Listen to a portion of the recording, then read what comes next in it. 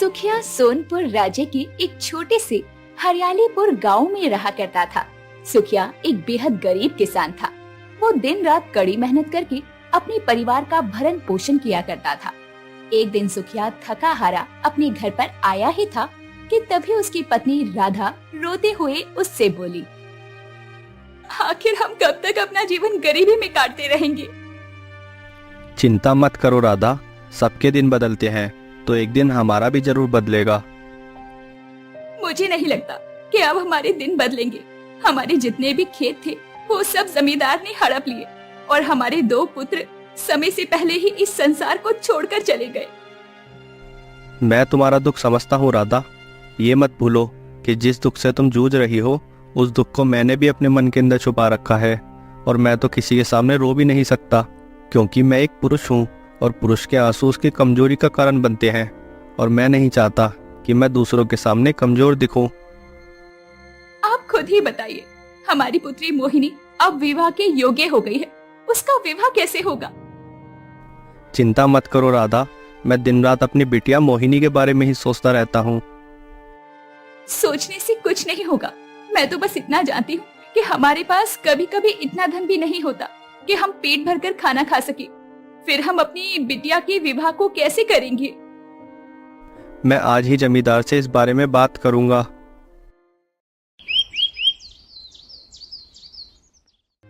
अगले दिन सुखिया खेत में जाकर कड़ी धूप में फिर से मेहनत करने लगा। शाम के समय वो सुखिया जमींदार के पास जाकर बोला, जमींदार, मुझे आपसे बहुत जरूरी बात करनी है। जल्दी बोलो सुखिया, क्या बात करनी है। तुम जानते हो कि मुझे गरीबों से बात करने में ना जाने क्यों चिढ़ महसूस होती है। जमींदार, मुझे मेरे खेत वापस कर दीजिए। कुछ वर्ष पहले मैंने आपसे थोड़ा सा धन उधार लिया था और आपने उस उधार लिए हुए धन पर भारी ब्याज लगाकर मुझसे मेरे खेत हड़प लिए। तब से मैं वो कर्ज ब्याज सहित चुकाने के लिए जी तोड़ मेहनत कर रहा हूँ और धन के नाम पर मैं कुछ भी नहीं लेता। कभी कभी तो मेरे परिवार को भूखा रहना पड़ता है। अब वो समय आ गया जमींदार कि आप मेरे खेत वापस कर दो। समय आ गया से तुम्हारा क्या मतलब है। तुम्हारे खेत मैंने हड़पे नहीं है, बल्कि उन खेतों पर मेरा ही अधिकार है। जब तुमने मुझसे कर्ज लिया था तब तो तुमने बड़े ही आत्मविश्वास से कहा था कि मैं कर्ज बहुत जल्दी चुका दूंगा, जो तुम नहीं चुका पाए। आप जानते हैं कि मेरे दोनों पुत्र राजा विक्रम के सैनिक थे जो कि एक युद्ध में मारे गए। वही मेरे परिवार का सहारा थे। उसके बाद सारा बोझ मेरे ऊपर आ गया। मेरे पास बीज खरीदने तक के धन नहीं था, इसलिए मैंने आपसे कुछ कर्ज लिया था जो समय पर नहीं चुका पाया। वो तुम्हारी समस्या है सुखिया, मेरी नहीं। जहां तक तुम्हारे खेत की बात है तो तुम मुझे 10,000 स्वर्ण मुद्राएं देकर अपना खेत छोड़ा सकते हो। ये सुनकर सुखिया बुरी तरह से चौंकता हुआ बोला, 10,000 स्वर्ण मुद्राएं? आप ये क्या कह रहे हैं। सही कह रहा हूं सुखिया, मैंने तुम्हें जो रकम उधार दी थी उसका ब्याज इतना ही बन रहा है। और जो मैंने अपने ही खेत में गुलाम की तरह काम किया उसका क्या। तुमने जो काम किया है उसका धन तुम मुझसे ले गए हो। भगवान से तो डरो जमींदार, मैंने आपसे कितना धन लिया है इस बात को तुम भी अच्छी तरीके से जानते हो। अगर पूजा पाठ की बात करनी है तो जाकर मंदिर में करो। अगर मुझसे जुबान लड़ाओगे तो फिर हो सकता है कि मैं तुम्हें काम से भी हटा दूं। ये सरासर अन्याय है जमींदार। हाँ, अच्छे से जानता हूँ ये अन्याय है। तो क्या कर लोगे तुम। अरे तुम तो क्या, गांव का कोई भी व्यक्ति मेरा कुछ नहीं बिगाड़ सकता। सब अच्छी तरह से जानते हैं कि महाराज विक्रम का इकलौता पुत्र राजकुमार आदित्य मेरा मित्र है और वह हमेशा मेरी ही पक्ष लेता है। तुम और गांव वाले चाहकर भी मेरा कुछ नहीं बिगाड़ सकते। सुखिया मुंह लटकाकर अपने घर चला आया। सुखिया का लटका हुआ मुंह देखकर उसकी पत्नी राधा उससे बोली, तुम्हारा चेहरा बता रहा है कि जमींदार ने तुमसे क्या कहा है। सारा गांव जानता है कि जमींदार के अंदर इंसानियत नाम की कोई चीज नहीं है। तुम सही कह रही हो राधा, लेकिन मैं चुप नहीं बैठूंगा।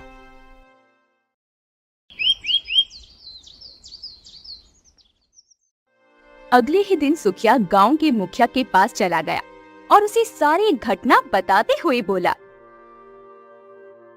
अब तुम ही बताओ सुखिया, मैं क्या करूं। मुखिया जी, जमींदार मुझसे मेरे खेत वापस करने के लिए 10,000 स्वर्ण मुद्राएं मांग रहा है। देखो सुखिया, तुम जानते हो कि सारा गांव जमींदार के अत्याचार से पीड़ित है, क्योंकि महाराज विक्रम का पुत्र राजकुमार आदित्य उसका दोस्त है। और राजकुमार आदित्य के बारे में कौन नहीं जानता, वह एक बिगड़ैल राजकुमार है। उसकी वजह से कोई भी गांव वाला जमींदार से आधी बातें बोल ही नहीं पाता। मुझे लगता है कि तुम्हें इस बात की शिकायत स्वयं राजमहल जाकर महाराज विक्रम से करनी चाहिए। आप सही कह रहे हैं मुखिया जी, राजकुमार आदित्य के बारे में तो सारा राज्य जानता है। हालांकि महाराज के 2 पुत्र जो कि शिकार खेलने के दरमियान अचानक से लापता हो गए थे, उन पुत्रों का स्वभाव राजकुमार आदित्य से बहुत अलग था। ये बात तो सही बोली सुखिया। राजकुमार आदित्य के दोनों बड़े भाई स्वभाव के बहुत ही अच्छे और दयालु थे। जब तक दोनों भाई मौजूद थे तब तक राजकुमार आदित्य की हिम्मत नहीं थी कि प्रजा पर अत्याचार करे। मुझे तो कभी कभी लगता है कि राजकुमार आदित्य ने ही अपने दोनों भाइयों को मार दिया है। पता नहीं मुखिया जी, ये बात सच है या सिर्फ अफवाह। इसका सही जवाब तो केवल राजकुमार आदित्य ही दे सकते हैं। खैर, अब मैं चलता हूँ। मुझे राजमहल जाकर महाराज से जमींदार और राजकुमार आदित्य की शिकायत करनी है।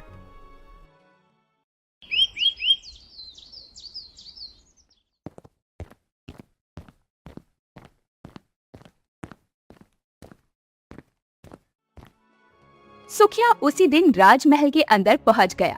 राजा विक्रम अपने सिंहासन पर बैठा हुआ था। राजा विक्रम सुखिया की ओर देखकर बोला, तुम तो हरियालीपुर गांव में रहने वाले हो। हाँ महाराज, मेरा नाम सुखिया है। मैं तुम्हें जानता हूँ। तुम्हारे 2 पुत्र मेरी सेना में थे जो एक युद्ध में वीरता की भेंट चढ़ गए। आपने सही कहा महाराज, मेरे पुत्र वीरता की भेंट क्या चढ़े, मेरे ऊपर तो मुसीबत के बादल छा गए। मैं कुछ समझा नहीं, साफ साफ बोलो। सुखिया राजा विक्रम को सारी घटना बताते हुए बोला, जमींदार ने मेरे खेत पर कब्जा कर रखा है और जमींदार से कोई गांव वाला कुछ नहीं बोल पाता, केवल इस वजह से कि आपका पुत्र राजकुमार आदित्य जमींदार का दोस्त है और जमींदार इसी बात का फायदा उठाकर सारे गांव वालों पर अत्याचार करता है। तो तुम कहना क्या चाहते हो कि मेरे पुत्र की वजह से जमींदार ने तुम्हारे खेत हड़प लिए? आप मुझे गलत समझ रहे हैं महाराज। मेरे कहने का मतलब सिर्फ ये था कि जमींदार आपके पुत्र राजकुमार आदित्य की मित्रता का फायदा उठा रहा है। ये सुनकर राजा विक्रम क्रोधित होकर बोला, अपनी जुबान पर लगाम दो सुखिया। अगर ऐसी कोई बात होती तो मेरे गुप्तचर मुझे तुरंत सूचना देते। कुछ देर पहले मैं समझ रहा था कि तुम मुझसे मदद मांगने के लिए यहाँ पर आए हो, पर अब मुझे लगता है कि तुम यहाँ पर मेरे किसी शत्रु की योजना को अंजाम देने के लिए आए हो। ये सुनकर सुखिया बुरी तरह से चौंक पड़ा। आप मुझे गलत समझ रहे हैं महाराज। मैं तुम्हें गलत नहीं समझ रहा सुखिया। अब मुझे सब समझ आ गया है। तुम्हारे 2 पुत्र युद्ध में मारे गए, इसलिए तुम अपने मारे गए पुत्रों का दोषी शायद मुझे समझते हो। तुम जरूर किसी शत्रु के साथ मिल गए हो और मुझे मेरे पुत्रों के खिलाफ भड़काने के लिए आए हो। यहाँ से निकल जाओ, इससे पहले कि मैं तुम्हें प्रजा के सामने मौत के घाट उतरवा दूं। ऐसा नहीं है महाराज। ऐसा ही है सुखिया। तुम अच्छी तरह से जानते हो कि मेरे भी 2 जवान पुत्र शिकार के लिए गए थे जो कि आज तक वापस नहीं लौटे। इसलिए मैं तुम्हारी स्थिति समझता हूँ कि जवान पुत्रों के चले जाने का अफसोस क्या होता है, परंतु इसका मतलब ये नहीं कि मैं तुम्हारी बातों में आकर अपने ही पुत्र आदित्य को गलत समझने लगूं। मेरा एक ही पुत्र बचा है।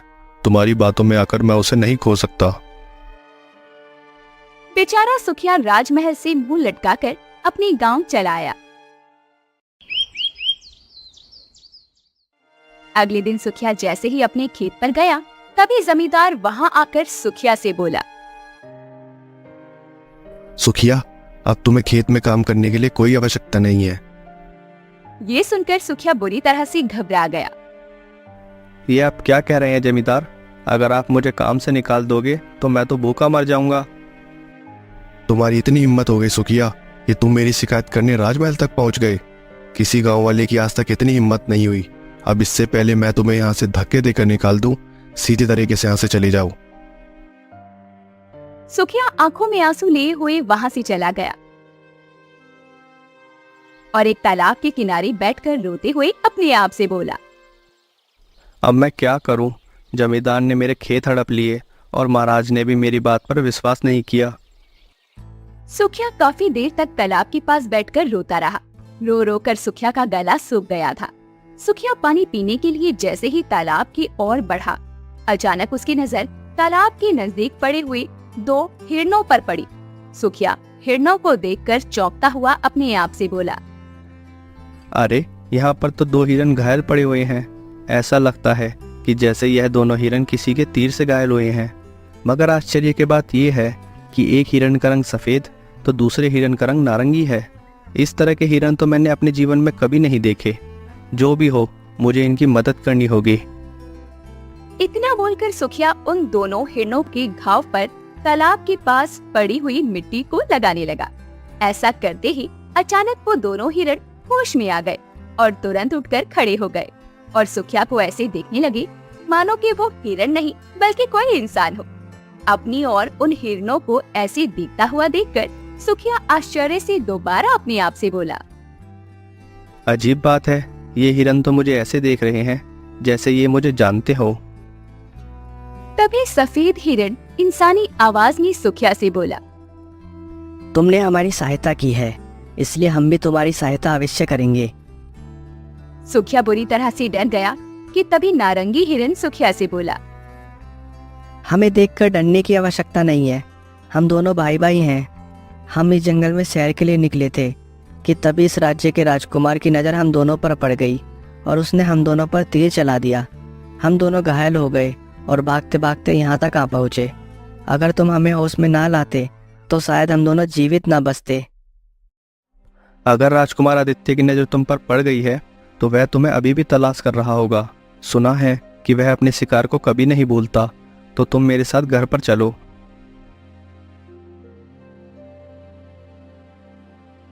सुखिया उन दोनों हिरणों को अपने घर पर ले आया।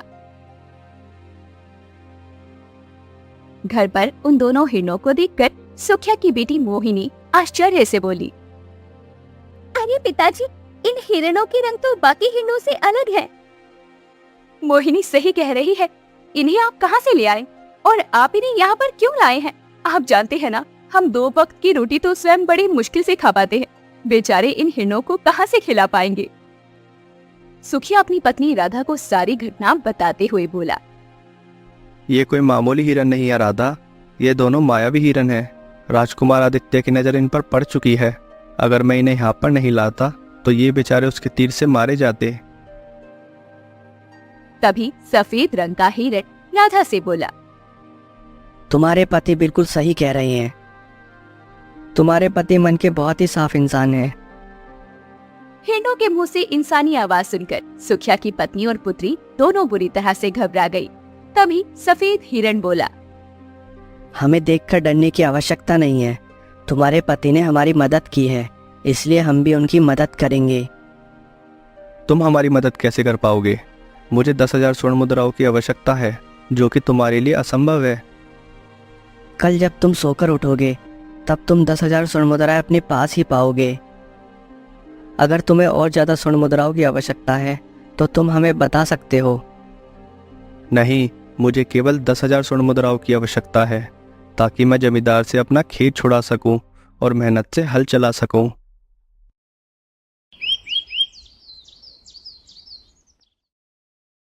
अगली सुबह सुखिया का परिवार जब सोकर उठा तो अपने सामने सोने की स्वर्ण मुद्राएं देखकर बुरी तरह से चौंक उठा कि तभी सफेद हिरण सुखिया की ओर देखकर बोला, ऐसे मत देखो, तुमने हम दोनों की जान बचाई है और हमारी जान के बदले यह भेंट तुम्हारे लिए बहुत कम है। जाओ और जाकर अपना खेत जमींदार से छुड़ा लो। सुखिया उसी समय स्वर्ण मुद्राएं लेकर जमींदार के पास चला गया और जमींदार को देते हुए बोला, ये लो जमींदार, और मेरे खेत से चले जाओ। मैंने तुम्हारा कर्ज ब्याज सहित चुका दिया है। अरे, तुम इतना सारा धन कहाँ से लाए हो? तुम्हें इस बात से कोई मतलब नहीं होना चाहिए जमींदार।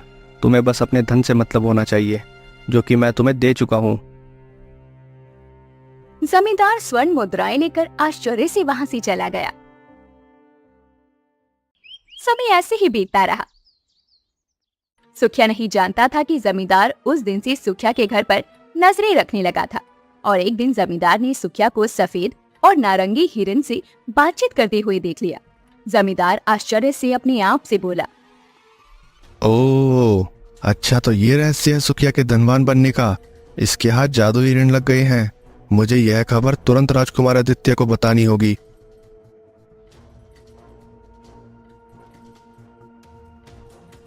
जमींदार उसी समय राजमहल चला गया। इत्तेफाक से राजकुमार आदित्य अपने राजमहल के बाहर बगीचे में था। जमींदार को देखकर राजकुमार चौंकता हुआ बोला, क्या बात है जमींदार, ऐसा कौन सा जरूरी काम पड़ गया कि तुम्हें मेरे महल तक आना पड़ा? जमींदार सारी घटना बताते हुए राजकुमार से बोला, राजकुमार, मैंने अपनी आंखों से उन दोनों हिरन को सुखिया से बातचीत करते हुए देखा है, वह भी इंसानी आवाज में। वरना तुम ही बताओ, सुखिया के पास इतनी सारी स्वर्ण मुद्राएं कहाँ से आएंगी? इतनी सारी स्वर्ण मुद्राएं कमाने के लिए लोगों का जीवन बीत जाता है। तुमने बिल्कुल सही काम किया जो मुझे यह रहस्य बता दिया। कुछ समय पहले वो दोनों हिरन मुझे भी जंगल में दिखाई दिए थे। मैंने उन पर अपना तीर भी चलाया था, परंतु वो दोनों घायल होकर वहाँ से भाग गए। मैंने उन्हें बहुत तलाशा मगर वह नहीं मिले। वो दोनों हिरन मेरे पास होने चाहिए, चलो मेरे साथ। राजकुमार आदित्य तुरंत जमींदार के साथ वहां से चला गया, परंतु राजकुमार आदित्य नहीं जानता था कि उसके ये वार्तालाप चुपके से राजा विक्रम का मंत्री चतुर सिंह सुन रहा था। चतुर सिंह तुरंत राजा विक्रम के पास पहुंचकर सारी घटना बताते हुए बोला, महाराज, सुखिया जिस समय आया था उस समय मुझे भी उसकी बात पर विश्वास नहीं हुआ था, परंतु अब मुझे विश्वास हो गया है कि राजकुमार आदित्य के कदम अच्छे रास्ते पर नहीं है। हमें तुरंत उनका पीछा करना चाहिए। राजा विक्रम बहुत ही गहरी सोच में डूबते हुए बोला, तुम सही कहते हो, चलो चलते हैं।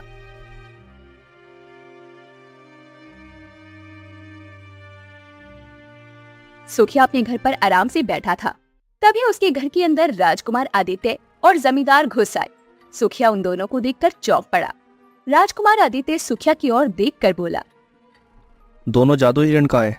सीधी तरह से उन दोनों को मेरे हवाले कर दो, वरना तुम्हारे लिए अंजाम अच्छा नहीं होगा। राजकुमार आदित्य की बात सुनकर सुखिया बुरी तरह से चौंकते हुए बोला, राजकुमार, मुझे लगता है आपको कोई गलत फहमी हुई है। मैंने किसी भी जादू हिरण को नहीं देखा। तुम क्या मुझे मूर्ख समझते हो? जमींदार ने अपनी आंखों से देखा है कि वो दोनों हिरण तुमसे इंसानों की तरह बात कर रहे थे। सच कहो, वरना अंजाम भुगतने के लिए तैयार रहना। तभी वहाँ पर दोनों हिरण आकर खड़े हो गए। राजकुमार उन दो हिरणों को देखकर सुखिया से गुस्से में बोला, और तुम मुझसे कह रहे थे कि मुझे गलत फहमी हुई है। तभी सफेद हिरण गुस्से में राजकुमार आदित्य से बोला, ये तुम गलत कर रहे हो राजकुमार आदित्य। अगर तुमने हमें नुकसान पहुंचाने की कोशिश भी की तो परिणाम गंभीर होगा। राजकुमार आदित्य ने बिना एक पल भी गवाए अपनी तलवार निकाल ली और उन दोनों हिरणों से बोला, कुछ समय पहले तुम दोनों मेरे तीर से बच गए थे, लेकिन अब नहीं बचोगे। अब मैं तुम दोनों को मारकर तुम्हारी खाल अपने राजमहल की दीवार पर लटकाऊंगा। तभी अचानक वहाँ पर राजा विक्रम और उनके साथ मंत्री चतुर सिंह आ पहुँचे। राजकुमार आदित्य अपने पिता को देखकर एकदम घबराते हुए बोला, पिताजी, सुखिया के पास जादू हिरण है और ये उन दोनों जादू हिरण के द्वारा हमसे हमारा राज्य छीनना चाहता है। नहीं महाराज, यह झूठ है।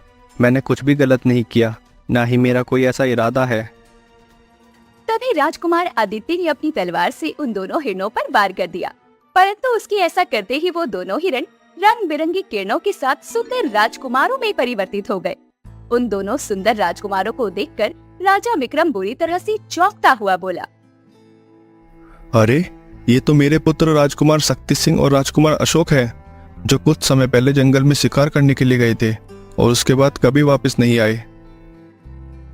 तभी राजकुमार अशोक अपने पिता की ओर देखकर बोला, पिताजी, हम दोनों भाई जंगल में शिकार खेलने के लिए गए थे, मगर गलती से मेरा तीर एक साधु को लग गया।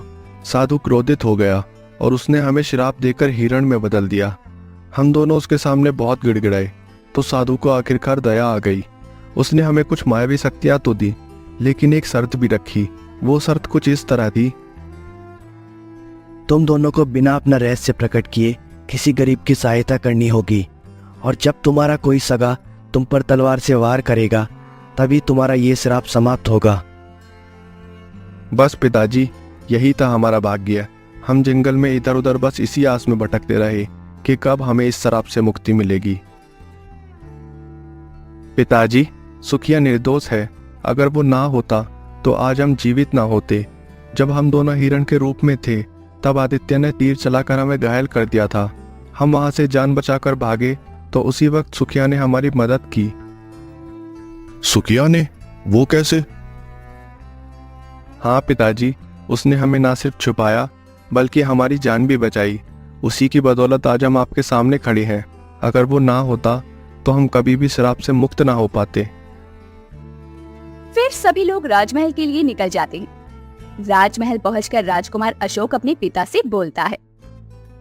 पिताजी, इस बीच जमींदार और राजकुमार आदित्य ने गांव वालों पर खूब अत्याचार करना शुरू कर दिया। जमींदार ने आदित्य की शक्तियों का फायदा उठाकर पूरे गांव पर जुर्म किए थे। अब हमें उनके खिलाफ कुछ ना कुछ करना ही होगा। आदित्य, मैं तुम्हें हमेशा ही जिम्मेदार राजकुमार समझता था, लेकिन तुमने अपना असली चेहरा दिखाई दिया। तुमने मेरे और पूरे राज्य के विश्वास को तोड़ा है। पिताजी, मैं सिर्फ राज्य की सुरक्षा के लिए चिंतित था। मुझे लगा कि ये जादू हिरण हमारे राज्य के लिए खतरा है। मैंने जो भी किया वो सिर्फ राज्य के हित के लिए किया। राज्य की सुरक्षा के नाम पर निर्दोषों पर अत्याचार करना कभी सही नहीं होता। तुमने सत्ता का गलत इस्तेमाल किया है आदित्य। पिताजी, मुझसे गलती हो गई। मैंने सोचा कि मैं सही हूँ, लेकिन अब मुझे अपनी भूल का एहसास हो रहा है। तुम्हें इसका परिणाम भुगतना होगा आदित्य। राज्य और प्रजा के साथ किया हुआ अन्याय माफी के योग्य नहीं है। पिताजी, हमें तुरंत जमींदार के खिलाफ कार्रवाई करनी चाहिए। इससे गांव वालों को न्याय भी मिल जाएगा।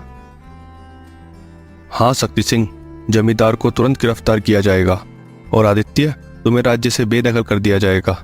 अगर तुमने अपनी राह नहीं बदली तो इस राज्य में तुम्हारे लिए कोई जगह नहीं होगी।